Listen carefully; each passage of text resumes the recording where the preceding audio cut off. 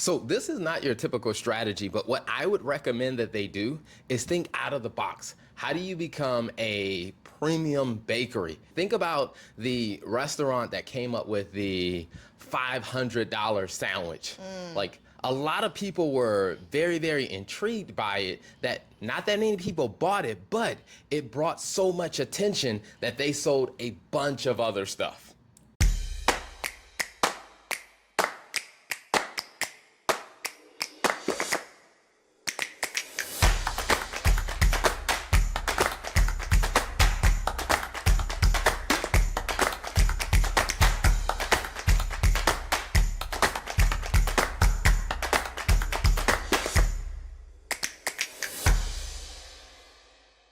Welcome back to another episode of the Golden Age of Business podcast. I am Lola Turner, your co-host, and I'm joined by Terrell Turner here this week. Terrell, how are you doing today? I am good. It's been a productive week. I'm pretty excited about that. We have some amazing growth happening this week. More clients onboarding, more sales calls. I think it's a great week when we're able to help more people. Yes. That's what I really like. I think that's the focus because we were having the conversation about this earlier this week, that when you focus on really what drives you and focus on why you're doing what you're doing, it makes a very big difference in your business. So I agree. I think it really is. I'm thinking about that's one less person that has to deal with a bad accountant. So I'm excited. I'm excited about that. But I'm actually eager to jump into this week's topic. So today we're actually doing something a little bit different. For those of you that may be new to the podcast, normally we go through and we just walk through a scenario in the framework. So we talk about a topic and then we walk through how can you take this practically, apply it to the golden age, or apply the golden age to it. And on this week's episode, we're going to be doing something a little bit different. We're actually going to talk about questions that business owners actually have. So I went to Reddit, which is always a very interesting place to go. And so before this podcast, I pulled just questions that business owners have, because I think that you can talk about things in principle and you can give examples, but until you actually walk through an example of what a business owner deals with on a day-to-day basis, sometimes it's hard for people to conceptualize and really understand, okay, how do you apply this? So I'm very excited to jump into this. Okay. We'll see how many questions we can get into. No, But I would say before we jump into it, what I will say is for people that are new, that may not have heard the prior episodes about what the golden age is. Yes. Are we going to cover that for them? I think we should. Okay. All right. So I'll do it. I'll say the golden age is really, it's a performance framework. And because a lot of times when people are trying to build a business, or whether it's in their personal life or whatever, they usually set one defined goal, if they set goals at all. And it's like a pass or fail thing. To make it or break it. What we do know is that to break that cycle of failure and that kind of resentment, or that cycle of regret, what we came up with was a system where we have an average, good, and excellent. So really, instead of just having one goal, meaning, hey, it's a pass or fail, or it's a make or break, it's, hey, let's really actually do it the way that we all operate. Because in some areas of our business, we're going to be at average. Some areas we're going to be good. Some areas we're going to be excellent. But if you start to use that average, good, excellent type of framework, it allows you to, one is you have more productivity. It makes it a lot easier for you to figure out what the roadmap needs to look like. And it gives you options as a business owner on how to actually implement different strategies. That is such a good summary. And I think with that, I think really on the make it or break it approach, the all or nothing approach, I think is very, it's a cultural thing, right? Especially when it comes to entrepreneurism, I feel like it's just kind of like you got to go hard, you got to go ham, you got to get it right, you got to do it right away. And the reality is, I think that's why a lot of people burn out, because it's almost like there's no progress. We talked about in one of the episodes, how will you know that you're doing well? How will you know that you're making progress? And so the golden age, I would think about it as like a structure to help keep you in line, to understand like, okay, I am on the right track. Okay, I am making progress towards what your ultimate goal is. And you can gradually improve and scale to get to where you ultimately want to go to. Absolutely. Yep. Yeah. Okay, great. I want to jump into the first question that I picked. I thought it was a really good one because A lot of business owners are dealing with this right now, especially here in the US. I think just all over the world, prices are going up and things like that. So this business owner says, competitive tour 925 said, you cannot make this up. Today, I updated my cafe menu prices to keep up with rising costs, and just a few hours later, my supplier hits me with a 25% price increase on most items. Like, what is even happening? It feels like as soon as I get one thing under control, something else explodes. Now I'm stuck debating whether to raise prices again so soon or just eat the loss and hope for a miracle. Either way, it's the customers or my margin taking the hit. Anyone else stuck in this endless loop? How do you handle constant supplier hikes without looking like a greedy villain to your customers? I'm already taking a massive hit on my own income. I've increased prices to match my suppliers today and only to log into the portal and see more hikes in prices. Wow. I would say 25% is a It's pretty high. pretty big jump. And for context, I don't know if it said this here, but I think this business owner owns a cafe. So I don't know if it's like a coffee shop or a Mhm. bakery, but just for context, so people know the type of business we're talking Yeah, about. so first I would say to that business owner, you're right to feel this level of frustration because a Yeah. 25% increase is a bit much. That's a big change and depending on what type of say brand your cafe has, that could be a huge jump. Man, I think about when Starbucks went up on prices. Listen, Like people were ready to boycott. listen. That sandwich I was getting, why was that sandwich from $5 to $7? I'm like, the sandwich isn't even that good, okay? I still get the sandwich. Let me not even lie. I still get the sandwich, but I get it once a week. But I was like, I don't understand why this price is so high. It doesn't make any sense to me. I can make the sandwich at home. But no, I agree. I think there's always those emotions, especially where he or she talks about like adjusting the fear or the concern of like how are my customers going to Yeah. respond to this, like I just increased prices and now I'm increasing prices again, so understandably so. I can tell, I can understand why they're concerned. Yeah, yeah. Yeah. And I would say to this one, if I'm sitting down with this business owner and we're talking about their situation, I would say one is you're right to feel frustrated. Number two is this is the reality of business. Yeah. Unfortunately, the economic environment that we've been living in for the past few years, really, prices have been fluctuating, as whether that's the underlying cost of transportation, underlying cost of materials, the underlying cost of labor, like all of that has been changing and adjusting. So it's unfortunately the reality of the business world that we're in. So as a business owner, you got to figure out a way to come up with alternative strategies to work around it. Now, the first thing that I thought when I heard that is we can use a strategy of, I guess you say, combo meals, where Mm. first I would do is really understand what is the gross margin of all of your products on your menu, where you take your menu and you see what is the price I sell it for minus the cost that it costs me to actually provide it, whether that is what I pay the suppliers, and you can estimate like if there's some labor that you have to put in to prep it, to where you can really get an idea on, okay, all right, how much profit do I make on all the items on my menu? Mm-hmm. And I think what you do have to do is you got to make some serious calls on if there are things on your menu that are like that you're not making any money on, then you may have to make a decision to say, hey, we're no longer going to offer those things on our menu, because if you're still offering and trying to sell very low margin items,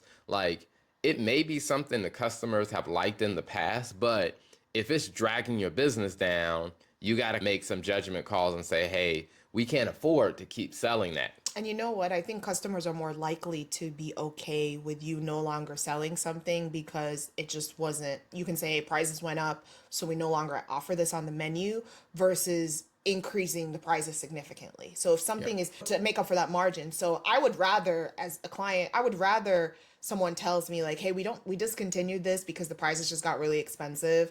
I feel like I would be more understanding of that versus, okay, you just increased prices and now you're increasing prices again. So I think that that's a benefit for the business owner, and then it's also more digestible for the client.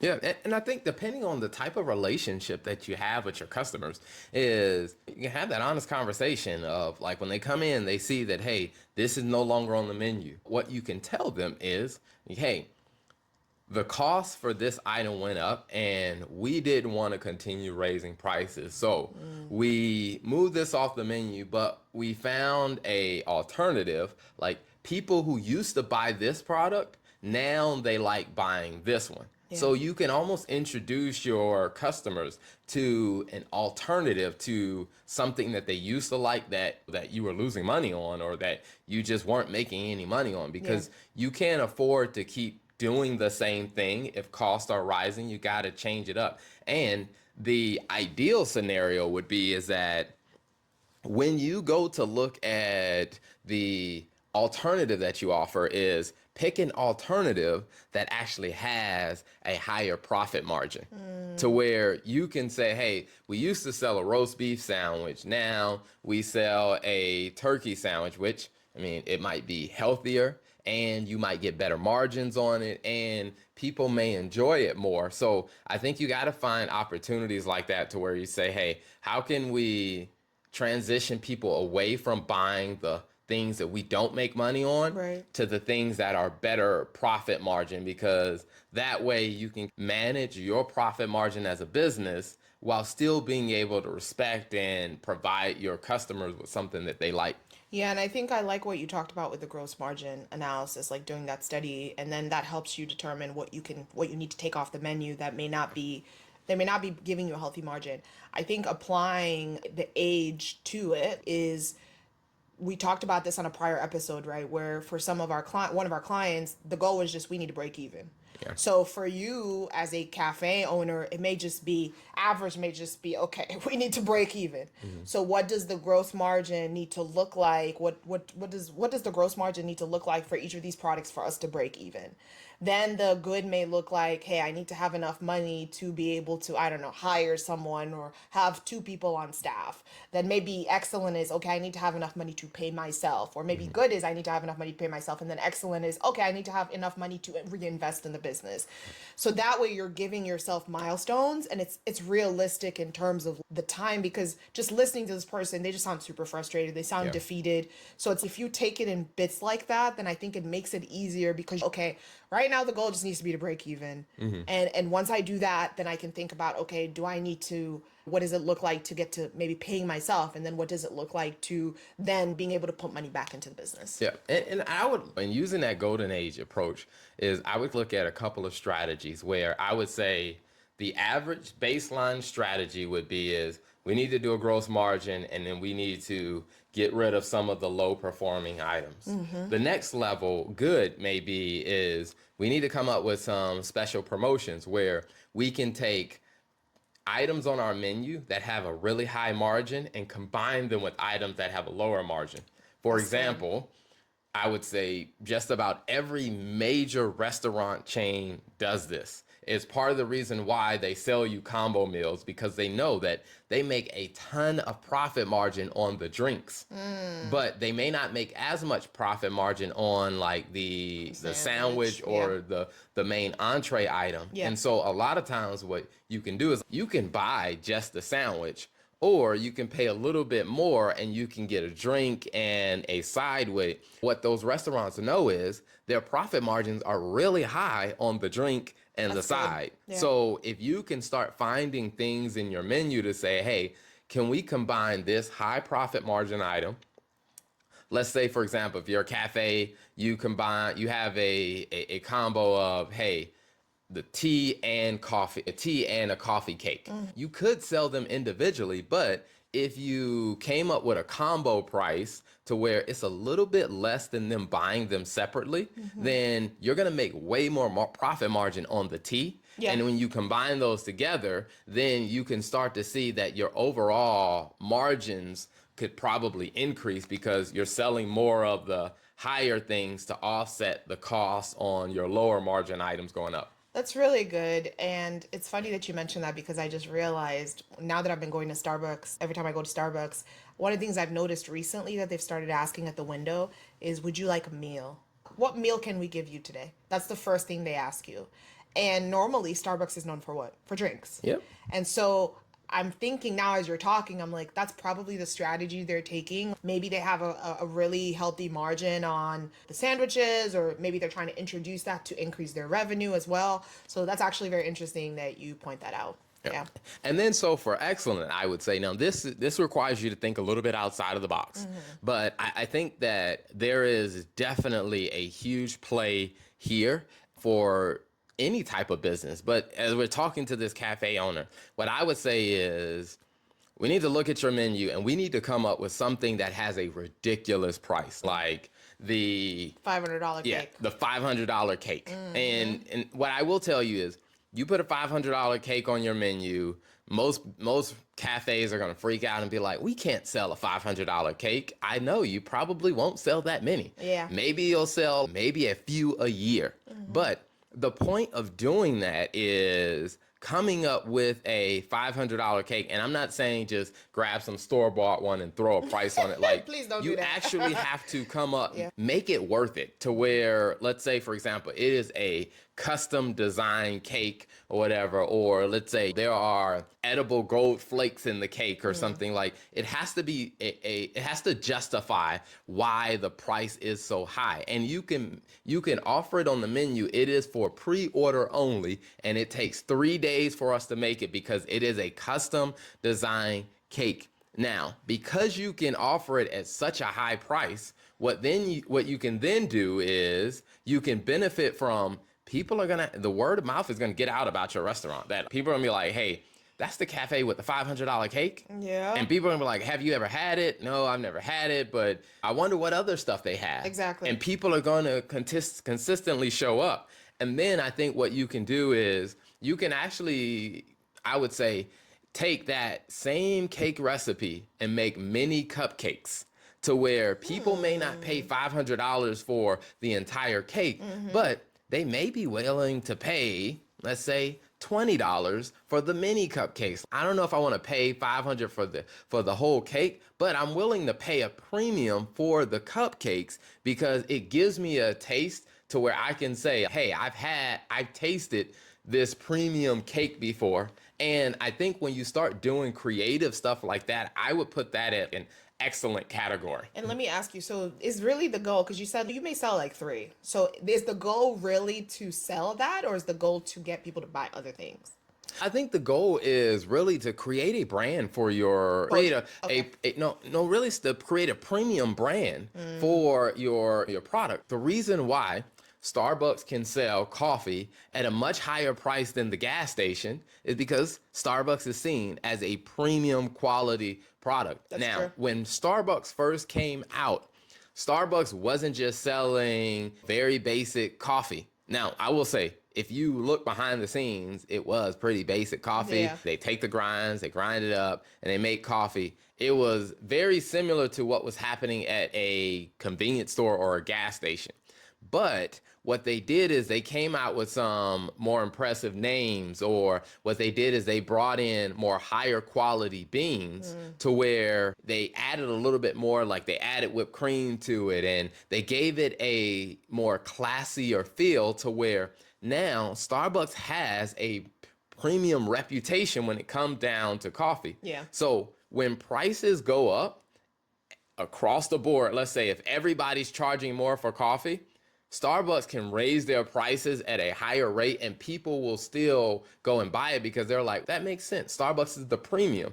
So I think doing a strategy like this, what it does is it raises people's perception of the quality of your food, because if you're the only cafe in the city that has a $500 cake on your menu, Right. people will start to look at that and say, hey, the quality of everything else must also be good too. Yeah, that's good. And I think also the other thing that I was thinking about is that $20 cupcake, for example, that you sell. If that's really good, it is also a potential way to drive more sales to the $500 one, because it may be a good way to market that as well. So like you mentioned, maybe someone can't afford to buy it or doesn't want to spend $500 to buy the cake, but hey, they'll try the $20 cupcake, for example. And so that's also another opportunity for you to say, hey, this is a way for you to try this. If you really like it, then imagine how much better the $500 cake is going to taste. Yeah. And then you can get into the mode of, I would say this is excellent on another level, Oh, this is like next level. is to then you can change it up with the seasons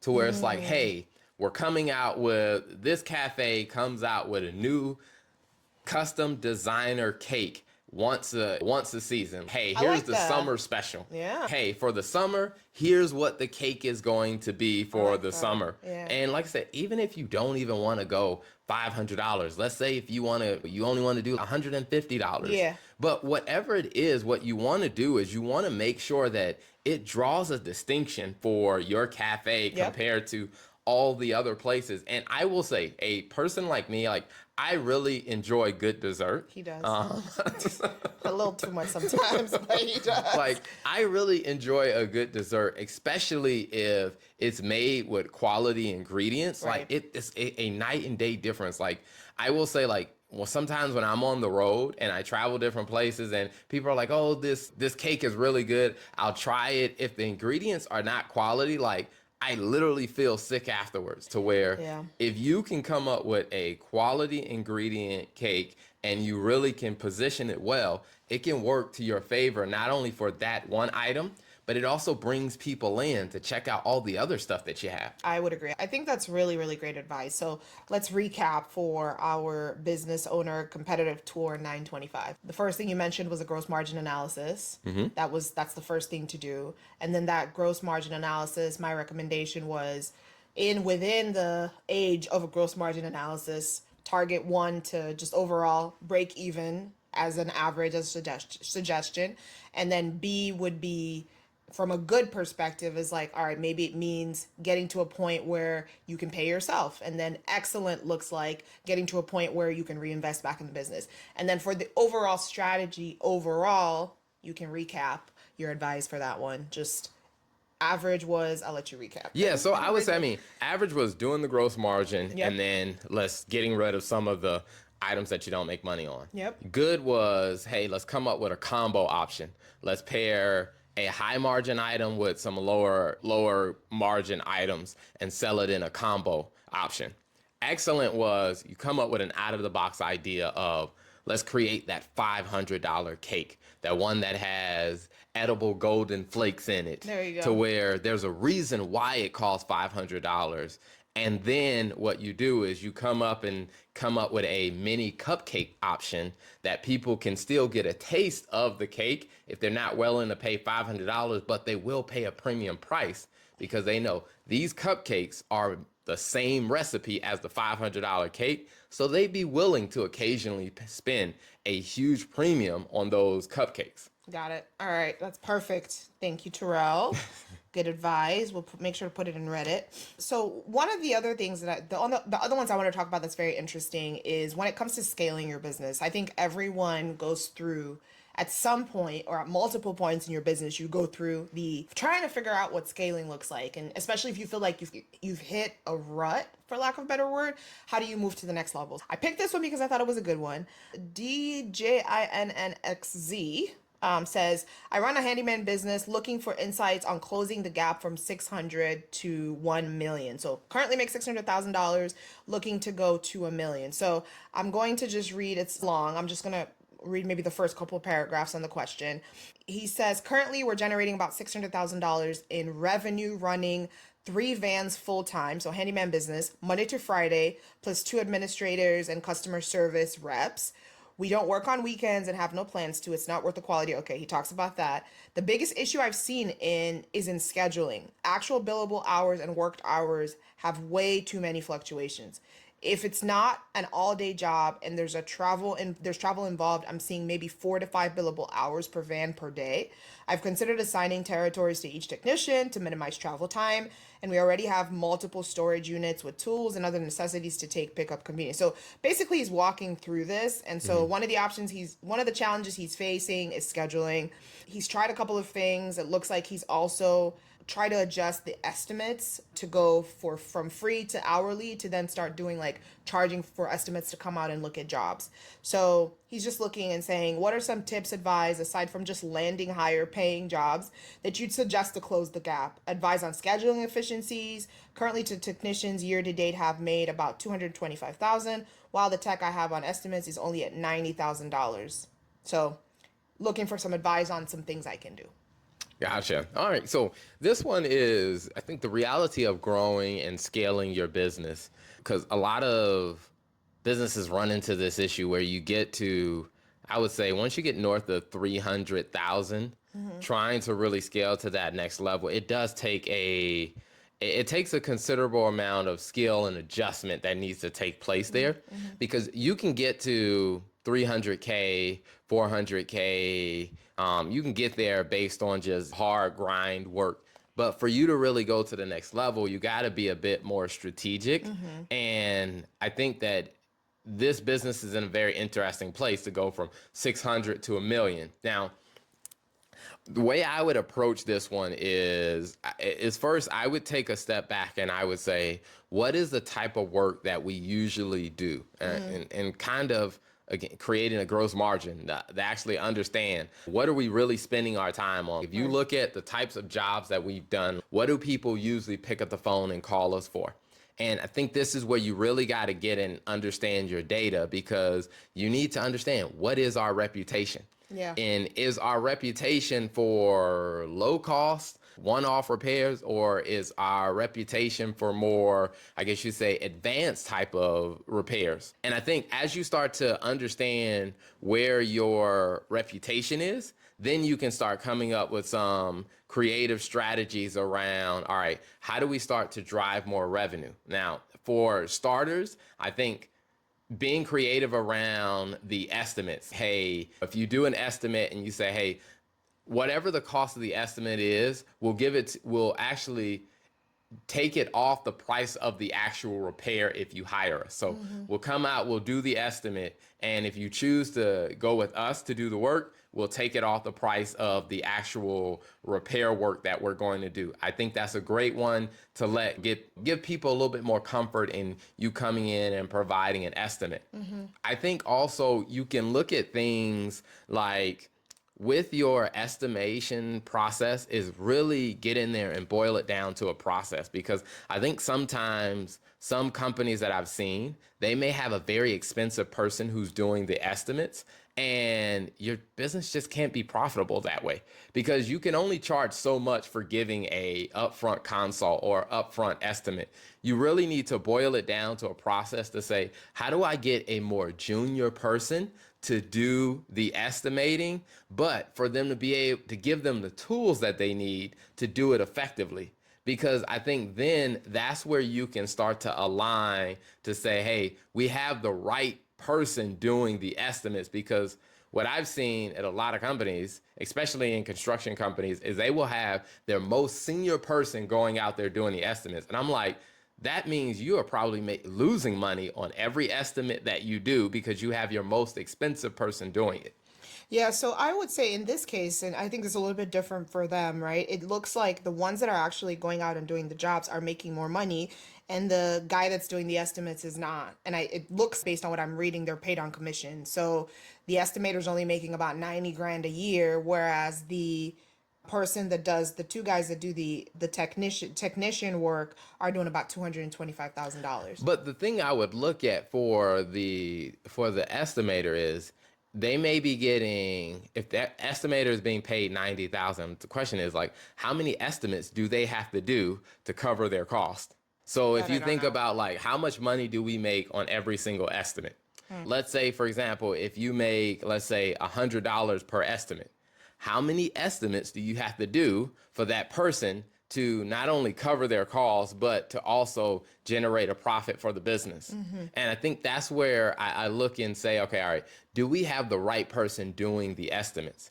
Because let's say you have 3 staff members. You have a person that gets paid 70,000, person that gets paid 90, person that gets paid 150. You don't want your most expensive person doing the estimates. And a lot of times what you can do is, if you gave the $70,000 employee the right tools and the right training, they probably could do the estimates so that your more expensive staff can focus on more higher value work within your business. Yeah. So I think that's a good point. And specifically one of the things that when you mentioned and you talked about like the type, what do people know you for?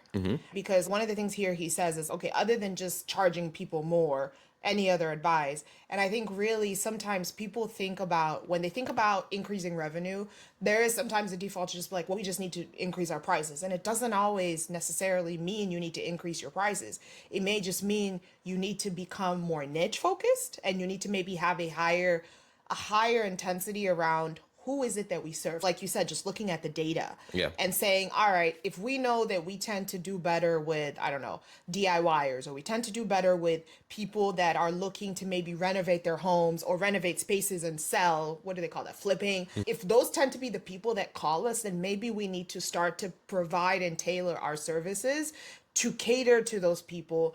And actually, before we do that, does it even make sense from a gross margin perspective? That's some of the other things that we need to look at. So I think like that data that you said is, I think another part of it is just understanding like the niche focus and like really expanding the type of services that are being offered to address that niche that is bringing in the most, not just the most income, but also the most profitable Yeah. margins. Yeah. Yeah. And I would say specifically for a handyman or handywoman, any type of construction type of work, is you do want to understand your industry, and you want to understand the customer habits.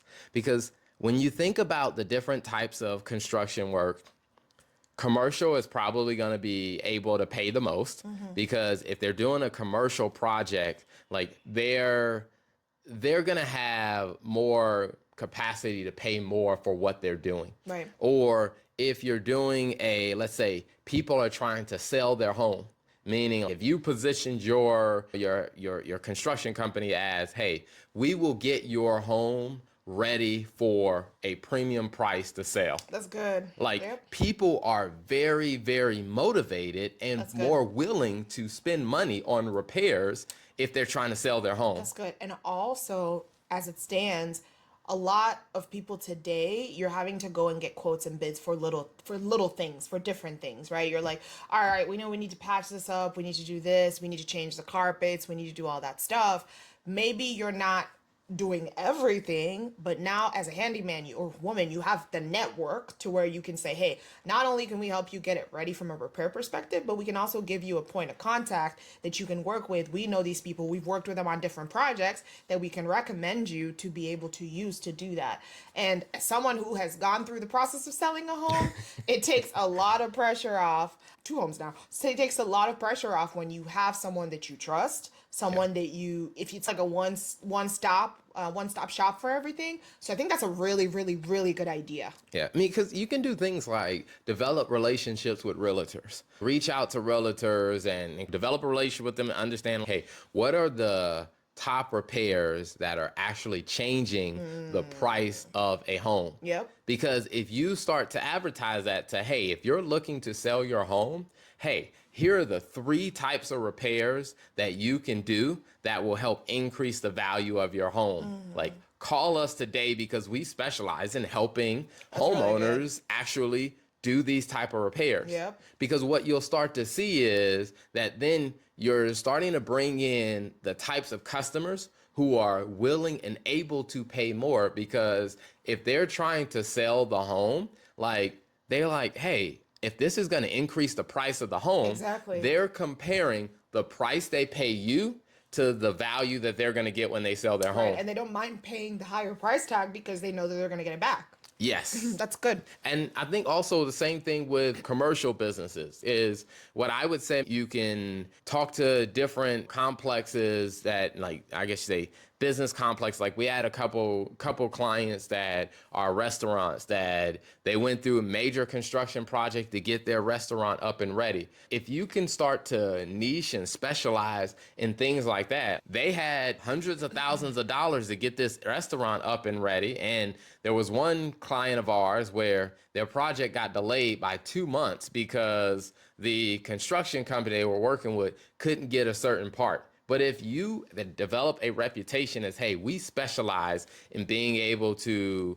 get restaurants up and running, like to a restaurant or to any business, time is money. The Exactly. longer it takes for them to open, the more money that they're losing. So a lot of times they're willing to pay you more if you can help them speed up the process to getting to being open and ready to do business. Those are really good ideas. I'm excited to put them in the chat. The other one that I think is also a good idea, and we talked about this, was the DIYers. Mm-hmm. So I think one of the things, and I like this profession because I think that we've seen, and I continue to have conversations with people where like this is an industry where there's more demand than there is supply.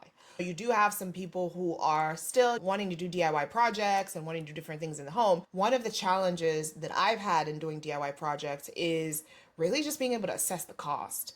You watch a video on YouTube and you're like, okay, they're like, yeah, you just do this, and this person has 25 years of experience doing this project, so they're like, yeah, this isn't hard. You just buy the materials. This is what it's gonna cost. It's not gonna be a big deal. It's gonna cost you $2,500. $10,000 later, you've spent money that you probably were not budgeting to spend. And so I think as a handyman or handywoman business, it's, hey, maybe pitching it as we're the handyman or handywoman for your DIY project, to where we can come and do an estimate for you. We don't necessarily have to do the work, but we can do an estimate on like, all right, what is it that you're trying to do?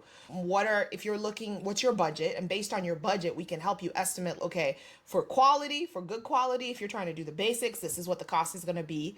If you're trying to do something that's top of the line, this is what the cost is going to be. So maybe that's also a way to increase the revenue on the estimator side, to where it's not just necessarily coming to give you a quote for work I'm going to do, but also maybe just giving quotes for work you're not going to do. It's just, hey, from a DIY perspective, this is what this is going to cost. Because I think not only is it an opportunity for you to also give a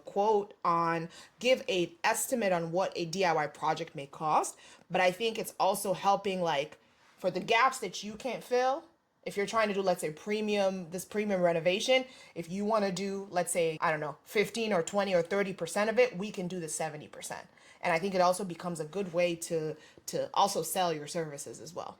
Yeah, I think that there's so many creative ways to do that, because Yeah. even as you were talking, one of the things that I thought about is we do that even in our accounting firm, to where if I'm on a sales call with someone, I'll tell them, all right, based on what you're trying to do, here's what the process will be to get that done. Here's what it will take if you want to do it yourself. And here's how much time it's going to take you on average to do it yourself.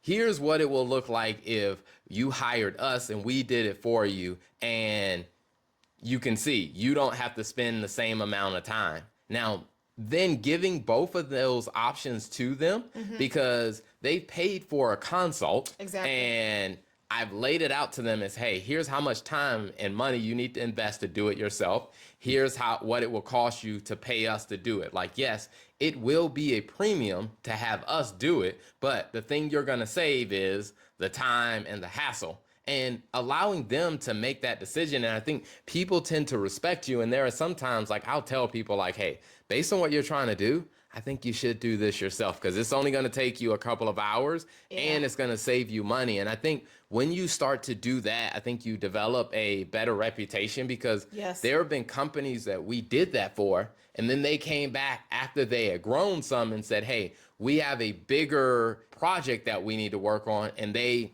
were more than happy to pay us thousands of dollars to do this bigger project, because they knew that, hey, we gave them a good quality answer, and we weren't just trying to take their money. Agreed. And I think it's interesting when you were talking about that, because the other thing that I find sometimes when you have someone come out and give you a quote, right? Like, they're always trying to, not always, but in my experience, sometimes it's, okay, this is what it's going to cost. It's going to cost $10,000, but they never tell you what it's going to cost without labor. You know what I mean? If you do this yourself. So maybe a way is, hey, we'll charge you more to come out and to do this estimate for you, And if you decide to go with us, we'll apply that to the price of your project.